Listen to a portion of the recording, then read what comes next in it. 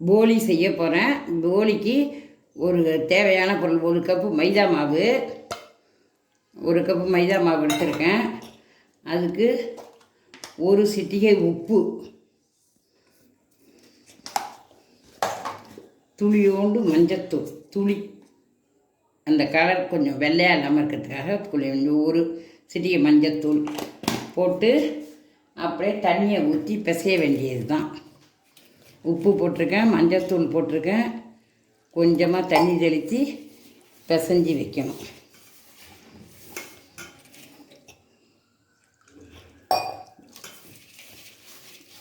மாவை கொஞ்சம் லூஸாக சப்பாத்தி மாவு மாதிரி இப்போ நல்லா பிசைஞ்சி வச்சுக்கணும் லூஸாக.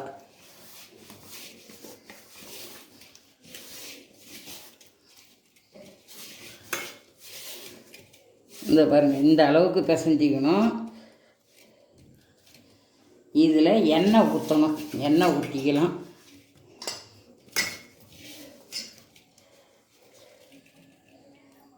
கொஞ்சம் தண்ணி அடிச்சிக்கலாம், கொஞ்சம்.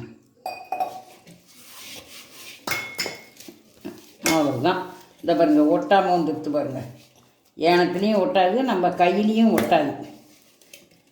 இந்த மாதிரி பிசைஞ்சிக்கணும். இதில் நல்லெண்ணெயும் ஊற்றலாம். நெய்யை விட நல்லெண்ணெய் தான் நல்லது. போட்டு எடுக்கிறது நெய் போட்டுக்கலாம். இந்த பாருங்கள், எப்படியும் 1 மணி நேரம் மேலே ஊறணும். ஊறினா தான் நல்லாயிருக்கும், சாஃப்டாக வரும். 3 ஸ்பூன் எண்ணெய் ஊற்றிருக்கேன் இந்த 1 கப்பு மாவுக்கு. இது அப்படியே ஊற வச்சுருவோம். அடுத்தது போலிக்கு பூரணம். இது பாருங்கள். பிறகு அதுக்கப்புறம் இதெல்லாம் வச்சுப்போம். இதை மூடி வச்சுருவோம்.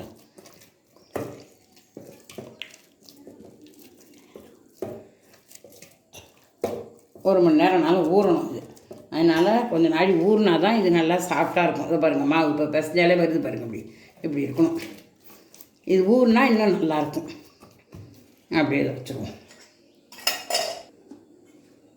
பூர்ணம் செய்கிறதுக்கு 1 கப்பு கடலப்பருப்பு இதை ஊற போட்டு ஒரு 10-15 நிமிஷம் ஊறினா போதும். ஊறிட்டு வேக போட்டு நல்லா பறக்க வேகணும். வெந்து எடுத்து வச்சுக்கணும். அப்புறம் தேங்காய் ஒரு மூடி 2ம் திருவி அரைச்சி வச்சு போட்டு வெந்ததும் வடிகட்டி மிக்ஸி ஜாரில் போட்டு அரைச்சி எடுத்துக்கணும். இதை பாருங்கள், இந்த மாதிரி அரைச்சி எடுத்து அடுப்பில் வச்சு கிண்டி வச்சுருக்கேன். பூர்ணம் இதான் பாருங்கள்.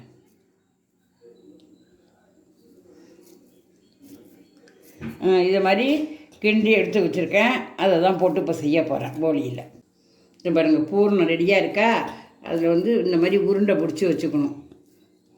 அது உள்ளே வைக்க போலியை இது மாவை மைதா மாவை அப்பளம் மாதிரி தட்டு, அதுக்கப்புறம் அங்கே உள்ளே வச்சு மூடணும்.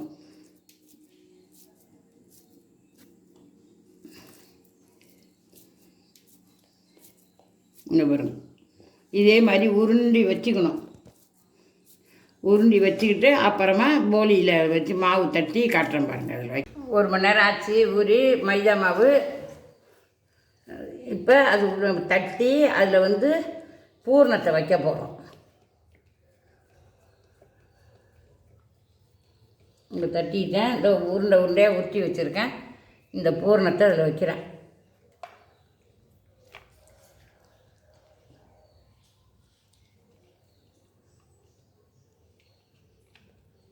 இந்த பாருங்கள், இப்படி உருட்டியாச்சு.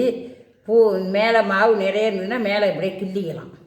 கிள்ளி தூக்கி போட்டுட்டு அப்புறமா இதை வச்சு அப்படியே தட்டிட வேண்டியது தான். நெய்யை தொட்டுக்கலாம், எண்ணெய் வேணால் தொட்டுக்கலாம். நான் நெய் தொட்டிருக்கேன். நெய்யை தொட்டு தட்டி எவ்வளோ சாஃப்டாக இருக்குது பாருங்கள். நல்ல மென்மையாக வரும்.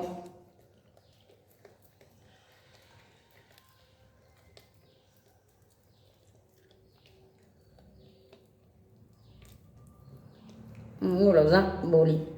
ஈஸியான பலகாரங்க, ஆனால் மெனக்கிட்டு தான் செய்யணும். இதில் இப்படியே இன்னும் 2-3 தட்டிக்கிட்டு நம்ம தோசை கல்லில் போடலாம்.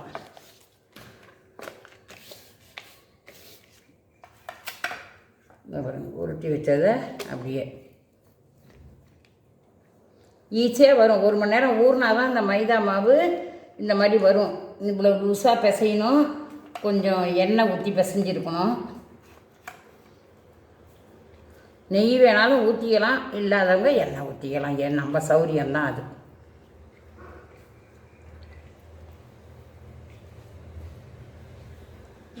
மாவு நிறைய இருக்குன்னா அப்படியே மேலே குமிக்கிறோம்ல, அப்படியே எடுத்துக்க வேண்டியதான். கொஞ்சம் கிள்ளி எடுத்துக்கலாம்.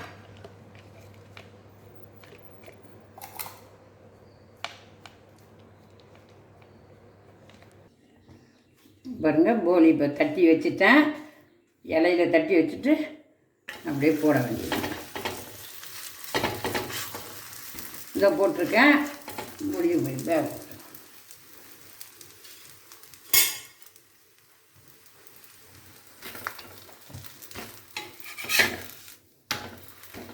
பாருங்கள் எப்படி தெரியுது பாருங்கள். பாருங்கள் உப்புது பாருங்கள், அப்படியே பசு பசுன்னு உப்பும் மேலே மேலே.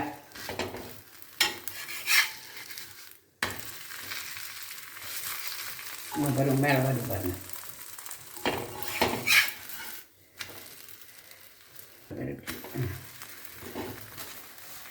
வெந்துட்டு பாருங்கள். நம்ம பட்டர் பேப்பர் வச்சு அதில் வேணாலும் வைக்கலாம், நம்ம தனியாகவும் வச்சுக்கலாம். எப்படி இருக்குது பாருங்கள். அதை போட்டுட்டு காட்டுறேன் பாருங்கள்.